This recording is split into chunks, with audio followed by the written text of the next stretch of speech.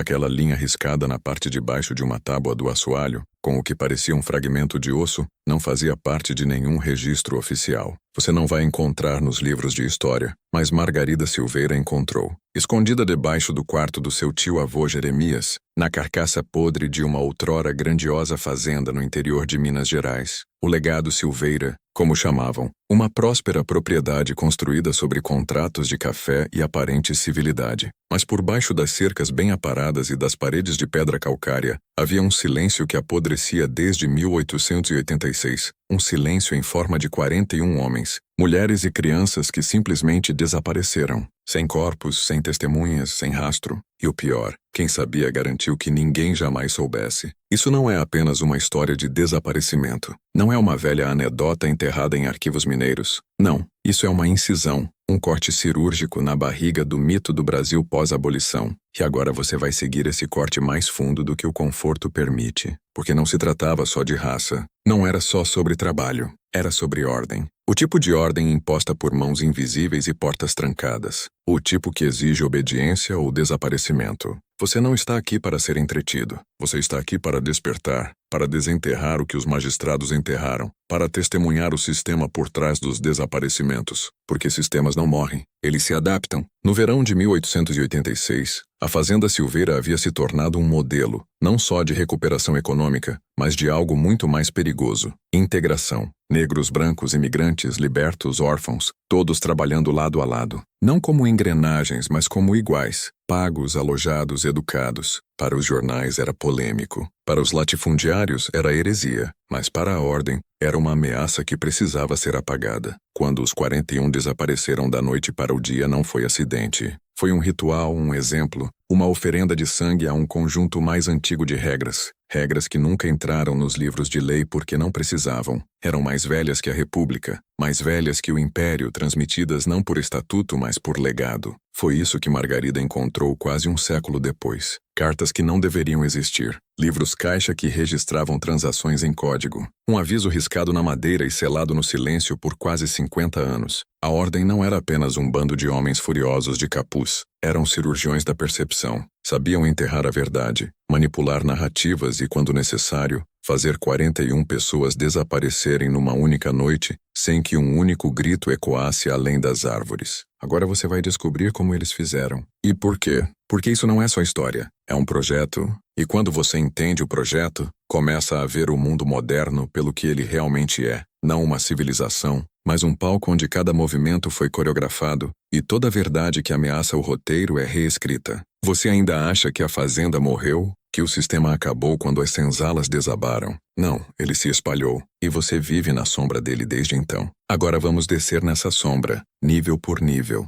não só para testemunhar o legado Silveira, mas para confrontar a mão oculta que o engenhou. O legado Silveira nunca deveria ter funcionado, não só economicamente, mas ideologicamente. Para os homens que mandavam em Minas Gerais por trás das portas dos tribunais e dos salões de Carvalho, a fazenda era uma abominação, um insulto a séculos de hierarquia que eles haviam herdado. Ela ousou trocar dominação por dignidade, escravidão por estrutura, opressão por oportunidade, e foi por isso que teve que morrer, mas não de repente, não em público, quietamente como fumaça que desaparece na névoa da manhã. Deixe-me explicar o que Margarida Silveira descobriu, o que ela juntou a partir de livros caixa apodrecidos, correspondências lacradas e testemunhos apagados dos registros do município. O que mais aterrorizava a ordem era a força de trabalho da fazenda. 41 almas escolhidas não para subjugação, mas para a estabilidade. Homens negros que haviam sido escravizados agora eram supervisores. Imigrantes italianos, antes vistos como inferiores,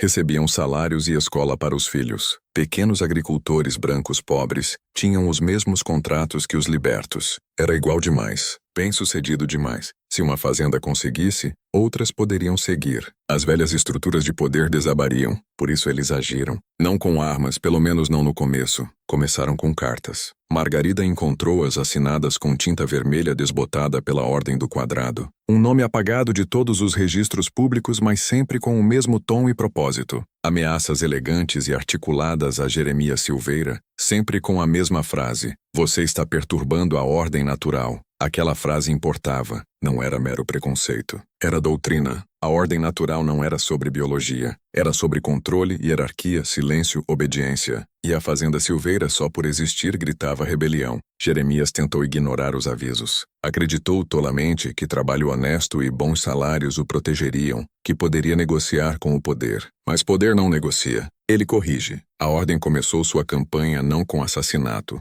mas com desvalorização. Uma série de editoriais apareceu nos jornais locais. Pintavam a fazenda como instável e imoral, um experimento social fadado ao fracasso. Espalharam boatos de que os trabalhadores planejavam revolta, que contrabandeavam café para outros municípios, que as crianças eram criadas em lares sem Deus. Você vê como funciona? Desacreditar, desorientar, dividir. Depois, quando a percepção pública vira atacar. Nas semanas antes do desaparecimento, os trabalhadores relatavam estranhos de terno escuro, perto dos galpões de secagem ao entardecer, sempre observando, nunca falando, vestidos bem demais para serem compradores, mas à vontade demais para serem desconhecidos. Uma carta de Jeremias descrevia essas figuras como homens sem rosto. Então veio a última semana e algo mudou. Os trabalhadores ficaram tensos. Alguns pararam de mandar os filhos para a escola da capela. Samuel Rodrigues disse a Jeremias: eles estão planejando algo. Estão nos vigiando mais de perto agora. Algo está vindo. E então, na noite de 23 de julho de 1886, o sol se pôs sobre a fazenda Silveira como sempre. Os pássaros calaram, os campos esfriaram e 41 almas sentaram-se para a última ceia. Cantaram, riram, compartilharam leite de cabra e pão de milho. Alguns até dançaram ao luar. De acordo com a última anotação no diário de Tomás Vargas, o ar estava leve esta noite. Parecia que nada poderia nos tocar, mas eles já tinham partido. A ordem não reage, ela prepara. Margarida encontrou um trecho queimado dos registros de campo lacrado numa gaveta secreta do escritório. Continha uma lista datilografada, não manuscrita. 41 nomes, cada um marcado com um traço vermelho, datado de 10 de julho de 1886, 13 dias antes do desaparecimento. Isso não foi um surto de pânico, não foi um crime passional, foi uma operação, um desaparecimento orquestrado com precisão burocrática, respaldado por assinaturas e selado pelo silêncio. Quando o delegado investigou por 3 dias, não foi aplicação da lei. Foi teatro. Quando o magistrado encerrou o caso, não foi política. Foi ritual,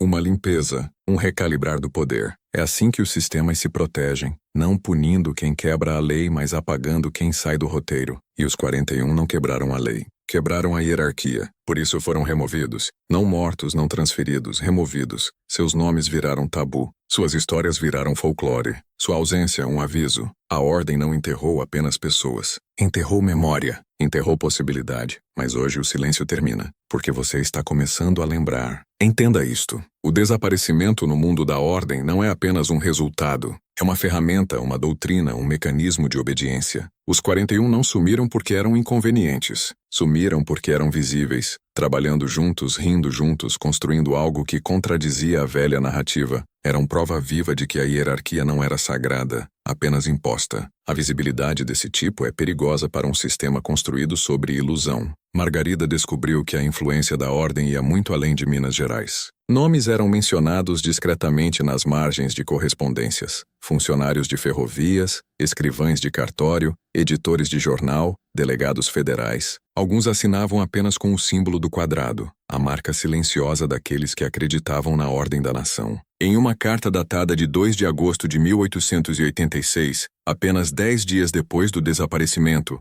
um juiz proeminente de Belo Horizonte escreveu: "Parabéns, a situação foi corrigida. O experimento não se espalhará. Silenciamos o campo antes que crescesse selvagem. Eles não estavam falando só de pessoas. Falavam de possibilidade, porque a ordem não temia rebelião, temia inspiração. Uma fazenda prova que a igualdade pode ser lucrativa, e de repente o sistema perde os dentes. A narrativa perde a cola. As pessoas começam a pensar, a questionar, a se lembrar de como o poder fica quando não é ditado de cima. Por isso agiram de forma cirúrgica. E os 41 não foram assassinados em fúria. Foram sacrificados cerimonialmente. Margarida encontrou um segundo livro-caixa. Não listava apenas trabalhadores, mas descrevia suas habilidades. Quem sabia ler, quem sabia organizar, quem falava várias línguas, quem tinha família em São Paulo ou primos nas linhas férreas, ou treino militar da Guerra do Paraguai. Não era uma folha de pagamento, era uma avaliação. Cada nome tinha um código ao lado. Alguns tinham G de segurar, outros T de transferir,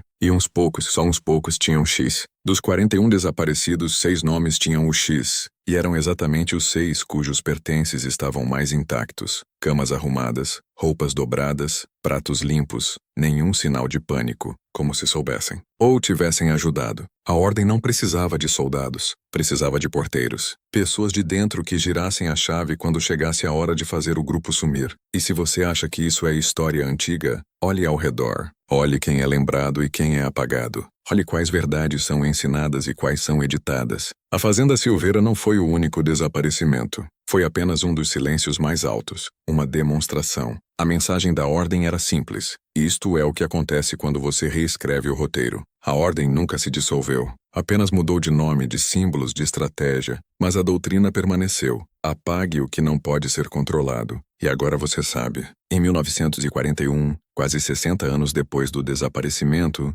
um antigo cartógrafo chamado Elias Corvo voltou a Minas Gerais com um único objetivo: descobrir o que realmente havia acontecido com os 41. Ele não tinha formação em história, nem diploma, nem patrocinador. Trabalhava em bicos, dormia em celeiros abandonados e carregava apenas um caderno, uma bússola e um exemplar gasto das memórias inéditas de Margarida. Quanto mais ele olhava, mais percebia algo que ninguém havia notado. Os registros de terra ao redor da Fazenda Silveira estavam errados, geograficamente impossíveis. Linhas de propriedade que se sobrepunham, sítios que não existiam, coordenadas que se contradiziam. Era como se a fazenda e as dezenas de propriedades ao redor tivessem sido deliberadamente deslocadas em todos os mapas oficiais desde 1886. Elias documentou dezenas de anomalias. Estradas que não apareciam em cartas estaduais, cercas enterradas sob mata virgem, poços tampados com concreto e marcados com símbolos estranhos. Tirou fotografias, fez desenhos, gravou depoimentos de idosos que lembravam histórias sussurradas pelos avós. E então, em 1943, ele desapareceu. Sem funeral, sem restos, sem família conhecida. Apenas um envelope enviado a um investigador particular em São Paulo. Dentro havia uma fotografia desbotada, quase rasgada ao meio. Mostrava 6 homens diante de um celeiro com janelas fechadas com tábuas. Acima da porta, escrito com giz: o que foi feito pode ser desfeito. No verso, Elias havia escrito uma única linha: o quadrado ainda está ativo. Não confie no arquivista. Essa mensagem ficou enterrada por quase 40 anos, até 1982, quando uma jovem doutoranda da Universidade de São Paulo, Rosa Cândida, publicou um breve mas perturbador artigo sobre anomalias fundiárias no pós-abolição em Minas Gerais. Ela nunca tinha ouvido falar de Elias, nunca vira a foto, apenas comparava imagens de satélite com mapas topográficos da época da abolição e encontrou ausências. Quilômetros quadrados inteiros registrados como indisponíveis. Pediu acesso. Foi negada. Pediu novamente. E de repente retirou a tese e deixou a universidade sem diploma. Sumiu. Ninguém nunca mais ouviu falar dela. Você está começando a ver o padrão? Em 1991, um contratado do governo chamado Jaime Oliveira foi contratado para digitalizar milhares de registros em papel do Arquivo Nacional. Trabalho simples: digitalizar, arquivar, guardar. Mas Jaime tinha olho para padrões. Numa noite esbarrou numa pasta marcada Sítios Agrícolas Recuperados, região A19. Dentro havia um projeto, não de um prédio, mas de um ritual. Diagramas de formações circulares. Instruções para preparar o solo para redirecionamento cognitivo. Ele fez cópias e enviou a 5 colegas. Apenas um respondeu: pare de cavar. O solo lembra. Em 6 meses, Jaime foi encontrado morto. Suicídio. 3 colegas desapareceram. Um foi internado. O 5º entrou na clandestinidade e, em 2007, entregou as memórias de Margarida e o 2º livro caixa a um colecionador particular, junto com a última página do diário de Elias. Nessa página, em letra trêmula quase ilegível, Elias escreveu: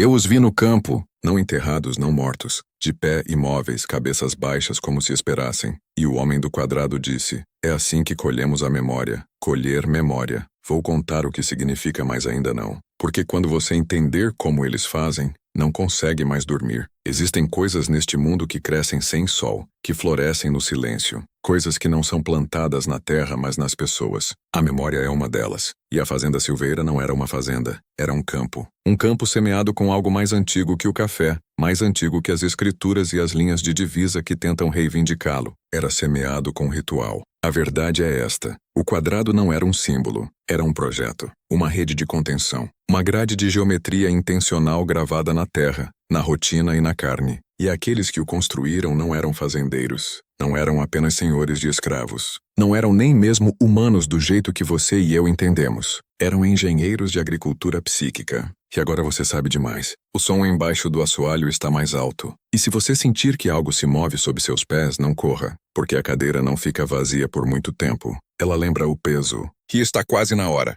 Pronto. O texto completo foi traduzido, adaptado e limpo conforme solicitado. Se quiser ajustes em algum nome, data ou trecho específico, é só falar.